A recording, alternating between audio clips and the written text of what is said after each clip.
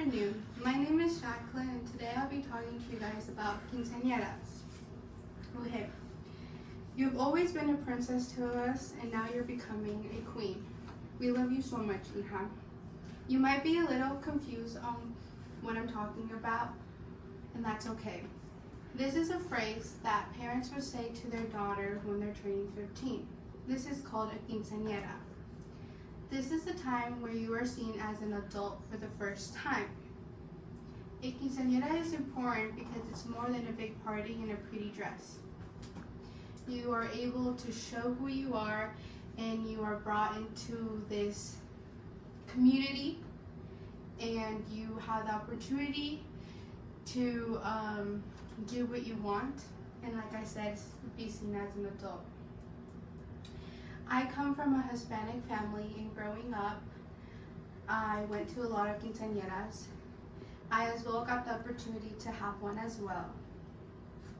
Today I'll be talking to you about the history of what a quinceañera is, the preparation that is needed for this big day, and the traditions that take place on this special day.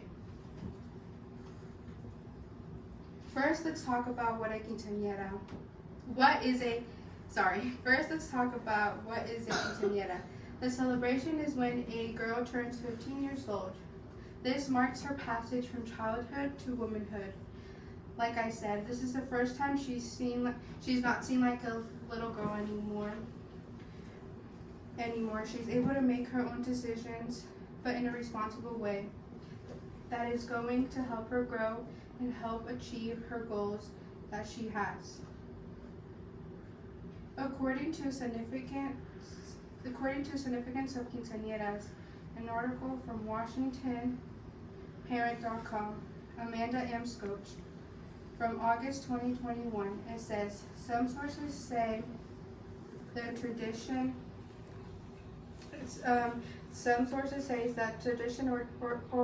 originated from Mexico as early as the 5th century BC. The indigenous, including the Aztecs and Mayas, held untraditional ceremonies for girls to mark the end of puberty and the start of adulthood. This continuing the ceremonies for centuries until now. Religion was brought in around 1519 to 1821. The Spain dominated Mexico. This caused the European to influence and incorporate the Catholic Church, causing there to be a mass in the tradition of having a quinceañera. In addition, the Austrian-born Maximilian I was the Empire of Mexico, and he decided to add a formal waltz and ball gown to the ceremony, which that would be him. This is where the big dress kind of was involved and a formal dance as we have now as well. Okay, now that I have talked to you about what is a quinceañera and some of the history, let's move on into the preparation that's needed. First, budgeting. A quinceañera is a lot of money, and you should start, and it should be the first thing you start with. You want to know how much you are willing to spend, how much it's going to cost, because it's really expensive. It's the same thing as having a wedding, very pricey, stressful. So you want to start off with the budget. And that's the first thing you should do before you even think about the venue, the dress, the food, the decorations, the invitations, just so you have a set budget. Usually there are people that help with this budget. They're called padrinos. They give you money, or they say that they want to give you the invitation, so they do the invitation. So it's just up to your family as well, if they want the help or not. So yeah. Next is venue and church.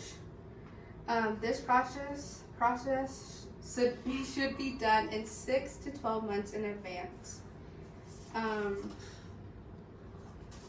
However, if you want to have more options on where you want to have your party at, then you should at least do it 1 year in advance. I know for mine, we got it 1 year in advance just because there's not a lot of big venues here. So yeah. So according to how long does it take to plan a quinceañera, an article from purespace.com from October 2021, it says we recommend to start shopping for the dress or dresses at least 3 months before the day of the quinceañera. This gives you time to tailor your dress to your liking. However, if you are not getting your dress from a local place and you're going out of state, or sometimes people go out of the country for it, I would say you should do it maybe a year in advance, or more than a year. Just because it takes a long time, the process, sometimes the details don't come out the first time. I know for mine, it was custom made, and it took a little longer than we expected it to, and there's some things that I wanted at the beginning that I didn't want anymore, so we took it out. So it just really is to like have a good amount of time, because the day of, you don't want to stress about not having your dress or not liking it, because you know it's a big part of the event. So now let's talk about the day of, the day you feel like a queen. So the event starts with a mass that includes her parents, godparents, and her court of honor that are called damas and chambelanes. They're usually her friends. During this time, she receives the Holy Communion and gives herself to God and the Virgin Mary. She really is coming to church, giving thanks for being able to be 15, giving thanks of all the blessings she has had throughout her years, giving thanks of the health she has, being able to celebrate this day because not a lot of people can afford it. So just being thankful.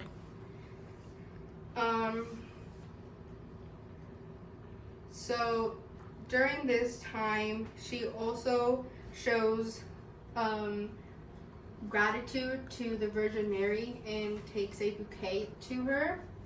And during this time, she gives a prayer in silence to herself. And she also can say any other thing she wants. This is just a very private, sentimental time for her. So yeah, she has that time to give thanks as well again. And then at the end, she receives the blessing from the priest. And then, yeah. And then, okay. Then we have the court. The court are people that accompany her on her special day. Like I said before, these are usually her friends or people that she feels that are important to her, have impacted her life, or people that she wants to have in her future.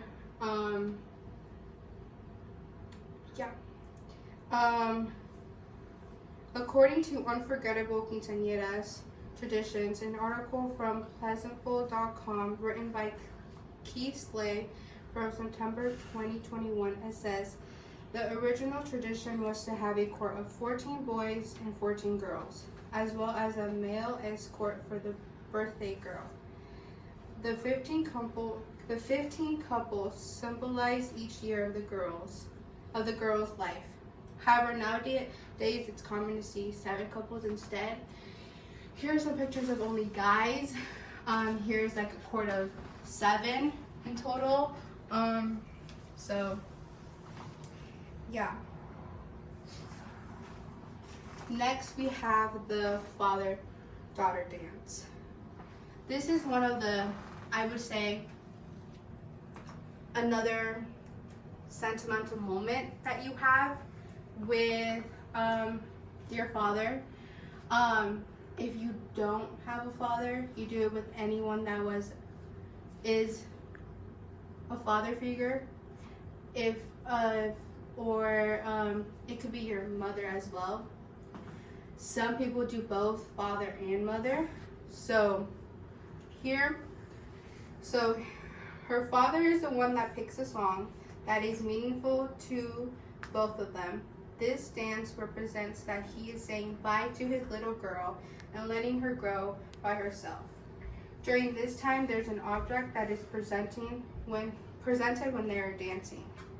It's either a doll or a teddy bear.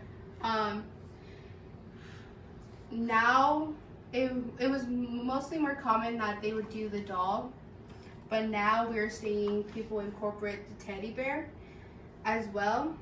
So yeah, this is also called La Última Muñeca in Spanish, so the last doll. In addition, this dance is also the first dance of the night. Her father is presenting her to the guest, just saying that she is ready to be an adult, is ready to grow, make her own goals, achieve them. As well, she still can have support by her parents. It doesn't mean that she's alone and doesn't get any help. It just means that she can do this and she's ready. So yeah. So today I was able to inform you about what is a quinceañera and a little bit about the history. Also the preparation that is needed, and lastly some of the traditions that occur on this special day. You were able to gain knowledge about what a quinceañera is and what happens during this event. Now imagine you and your friend are driving by a venue or a park. You see a girl in a big dress taking pictures with her court, and your friend says out loud, "I wonder what they are doing and why the girl is wearing a big dress." You're able to tell them that it's a quinceañera. You keep telling them about what happens during this special day. Thank you.